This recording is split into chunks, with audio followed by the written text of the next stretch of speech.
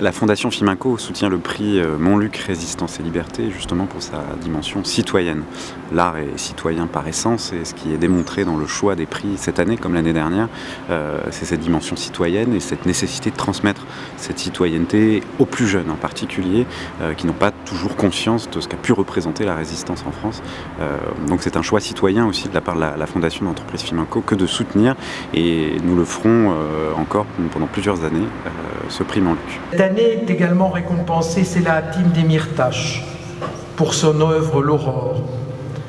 Ce recueil de nouvelles sur les violences subies par les femmes à travers le monde a été écrit en prison.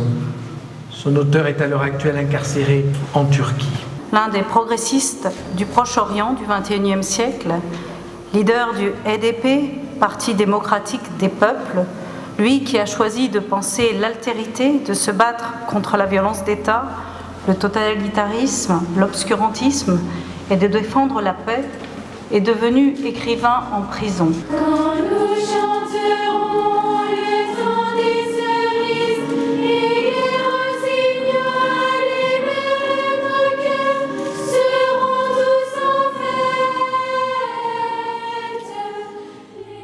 Ces prix ne s'inscrivent pas forcément dans une démarche mémorielle, mais ils entendent promouvoir une démarche citoyenne de courage et de résistance.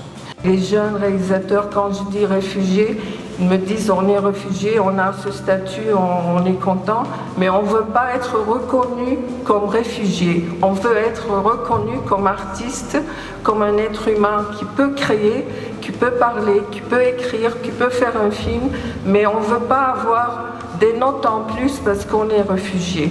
Et je trouve ça, c'est vraiment une dignité magnifique.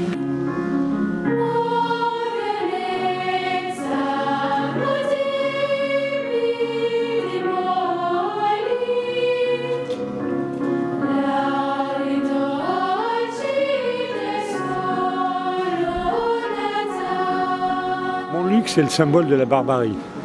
C'est là où la liberté a été assassinée, enfermée, exécutée. Et moi, je pense que la culture sauve le monde. Je pense qu'on construit le monde par le partage, la liberté et l'ouverture aux autres. La Fondation soutient également ce prix parce qu'il est interdisciplinaire. Il s'adresse à des œuvres de l'esprit. Ce sont des romans, ce sont des œuvres théâtrales, musicales, des collectifs. Et c'est aussi parce que l'art est justement en pluriel que ça nous a intéressé de pouvoir le soutenir. Il est pluriel, il s'adresse à plusieurs catégories de public. Et c'est les différentes formes que prennent la résistance aujourd'hui et comment s'exprime aussi la liberté dans des œuvres différentes par leur format et par leur contenu.